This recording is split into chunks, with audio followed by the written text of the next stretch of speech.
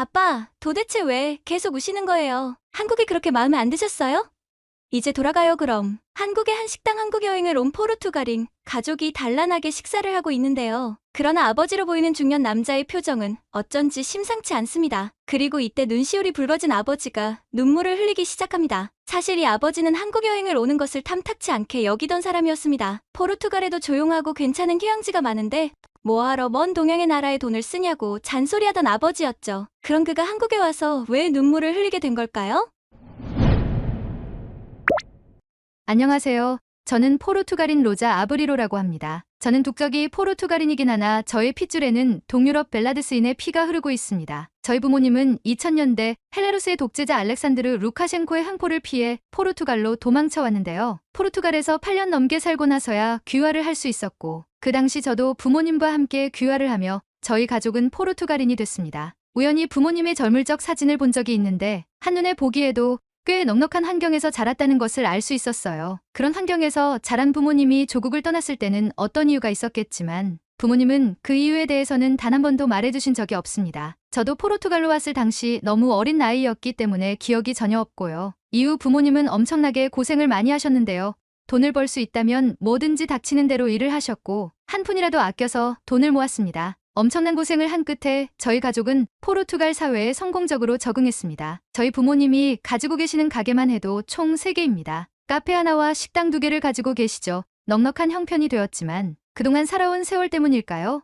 아버지의 근검절약 습관은 달라지지 않았습니다. 저희 아버지는 10년 넘게 같은 옷들을 돌려 입으셨고 뭐만 하면 비싸다라는 말을 달고 사셨습니다. 어느 날은 엄마가 아빠와 오랜만에 데이트를 하고 싶다면서 외출하신 적이 있는데 몇 시간도 안 돼서 냉랭한 기운을 팍팍 풍기며 들어오시더라고요. 들어가는 곳마다 비싸다고 하는 아빠를 보고 엄마는 열이 받았던 것입니다. 가난했던 과거는 아버지에게만 영향을 끼친 것은 아니었습니다. 어린 시절 가난했던 가정환경으로 인해 저는 제가 원했던 인형들을 거의 갖지 못했습니다. 제가 가질 수 있는 인형들은 밖에서 얻어오거나 벼룩시장에서 산날고 유행진한 인형들, 조작한 싸구려 인형들 뿐이었어요. 저는 성인이 되고 나서도 인형을 모으는데 집착하게 되고 심지어 비행기를 타고 외국까지 나가서 인형을 사올 정도였습니다. 한국의 전통 인형을 구하기 위해 포르투갈에서 먼 한국까지 날아간 적도 있었죠. 저는 인형을 구하는 김에 여행도 즐길 겸 한국에서 2박 3일을 보내고 왔는데요. 처음에는 인형이 목적이었는데 어느새 저는 한국이라는 나라에 푹 빠져버렸습니다. 한국은 볼 것도 많고 사람들도 친절하며 수준 높은 시설들과 편의 요소들이 많은 살기 좋은 나라였습니다. 특히 저는 한국에서 보고 무척 깜짝 놀란 게 하나 있었는데요. 저는 그걸 보고 나서 언젠가 우리 아빠랑 한국 여행을 와야겠다는 마음을 먹었습니다. 그리고 몇 개월 뒤 아빠의 생신을 앞두고 저는 부모님께 한국 여행을 가자고 제안했습니다. 아빠는 기차만 타도 유럽 여기저기를 저렴하게 여행할 수 있는데 값비싼 비행기를 타고 먼 나라까지 가서 돈을 쓰냐고 돈이 아까운 줄 모른다고 또 잔소리를 시작했습니다. 저는 실제로 가보면 웬만한 유럽 선진국보다 한국이 훨씬 좋다고 말씀드렸지만 아버지의 반응은 영 좋지 않았습니다. 하지만 어머니와 제가 계속 같이 한국에 가자고 조르니 아버지는 결국 객기를 들고 말았습니다. 아빠의 고집에 따라 유럽에 싸구려 저가 항공사의 비행기를 타고 힘들게 온 저희 가족은 서울을 도착해 본격적인 한국 구경을 시작했습니다. 명동거리를 구경하다 카페에 들어가 가족들과 커피를 마시고 있던 저희는 탄산이 들어간 음료를 마시다가 목이 말라 카페 점원에게 물을 달라고 했는데요. 아버지는 또 쓸데없는데 돈 쓴다고 난리도 아니었습니다. 그러나 제가 웃으면서 아버지에게 공짜다라고 말을 하자 엄청나게 당황하시더군요. 저희 아버지는 저렇게 깨끗한 물을 공짜로 준다는 것에 무척 충격 먹은 듯 했습니다. 포르투갈 레스토랑과 카페에는 물을 먹으려면 사 먹어야 하는 경우가 많습니다. 만약 돈을 지불하지 않으려면 수돗물을 떠달라고 해야 하죠. 하지만 포르투갈은 한국의 깨끗한 수돗물과 달리 석회질이 섞여 나오는 경우가 많아 건강을 생각한다면 피하는 게 좋습니다. 아버지의 충격은 여기서 끝나지 않았습니다. 한옥마을을 구경하던 중 어머니는 화장실에 가고 싶다는 말을 하셨는데요. 아버지는 조금만 참으라며 곧 저녁 시간이니 식당에 가서 화장실에 가라고 말씀하셨지만 저는 괜찮다며 숙소 근처에 있는 미술관 내 화장실을 이용하자고 말씀드렸습니다. 아버지는 화장실에 쓸데없이 돈을 쓰냐고 뭐라고 하셨지만 저는 또 화장실도 무료로 쓸 수 있다고 말씀드렸죠. 그러자 아버지는 물도 공짜인데 화장실도 공짜라고? 라고 믿기지 않는 듯 되물어보셨습니다. 포르투갈은 식당이나 카페에서 손님만 화장실을 이용할 수 있고 쇼핑몰 같은 곳에서도 유료 화장실을 이용해야 합니다. 유럽 많은 나라들이 그러한데 한국은 반대로 웬만한 공중 화장실도 많고 식당에 가서도 급하다고 양해를 구하면 쓰게 해주는 게 보통이라 너무 좋았습니다. 저희 아버지는 한국에 살면 돈 아낄 일 많겠네 라고 신기해하셨습니다. 저는 이때다 싶어 한국에서는 비싼 고급 음식을 싸게 먹을 수 있는 방법도 있다고 말씀드렸는데요. 부모님 두 분 다 눈을 동그랗게 뜨시더군요. 저는 수소문한 맛집으로 부모님을 모시고 갔습니다. 제가 부모님을 데리고 간 음식점은 바로 굴 요리를 하는 가게였습니다. 유럽에서는 굴이 무척 고급 요리인데요.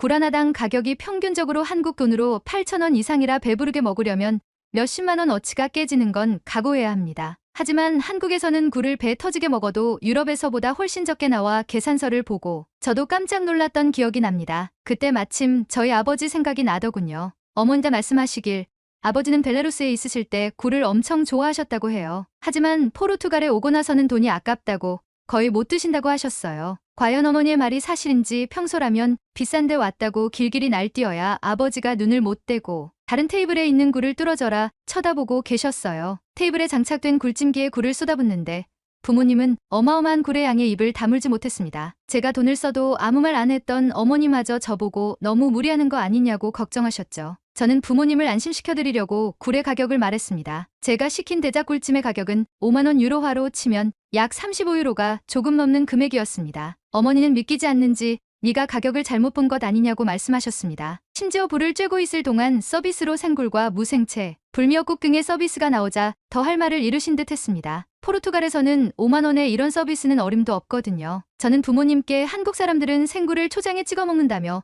먼저 시범을 보였고 부모님도 저를 따라했습니다. 어머니는 생굴을 입에 넣자마자 굴의 향과 함께 초장의 새콤한 맛이 잘 어우러졌다면서 감탄을 금치 못했습니다. 하지만 아버지는 굴을 드시면서도 계속 무표정이셨습니다. 저는 눈치를 보며 맛이 없냐고 물어봤습니다. 어머니는 저보고 내버려 두라면서 원래 가끔씩 딴 생각에 빠질 때 저러신다고 굴리역국이 너무 맛있다면서 저보고도 얼른 먹어보라고 권했습니다. 굴찜이 다 되었다는 타이머가 울리고 소리를 듣고 점원이 저희 테이블의 찜기를 열었습니다. 찜기를 열자 모락모락 연기와 함께 굴향이 싹 퍼져 식욕을 자극했는데요. 목장갑을 끼고 조심조심 껍질을 열어 굴을 쏙 빼놓은 다음 아버지께 먼저 드렸습니다. 저는 김치랑 먹어도 맛있다고 말씀드렸지만 아버지는 굴 그대로의 맛을 느끼고 싶다며 그냥 드시겠다고 하셨습니다. 유럽인들은 보통 생굴을 먹기 때문에 처음으로 굴찜을 드신 아버지가 어떤 반응일지 너무 긴장됐습니다. 아버지는 눈을 감고 굴의 맛을 음미하셨습니다. 어떠냐고 물어보는데 아버지가 아무 말도 없는 겁니다. 그리고 서서히 윤시울이 붉어지더니 눈물을 흘리시는 모습에 저와 어머니는 당황했는데요. 저는 나름 맛있었던 집이라고 생각해서 온 거였는데 아버지 취향은 아니었던 걸까요?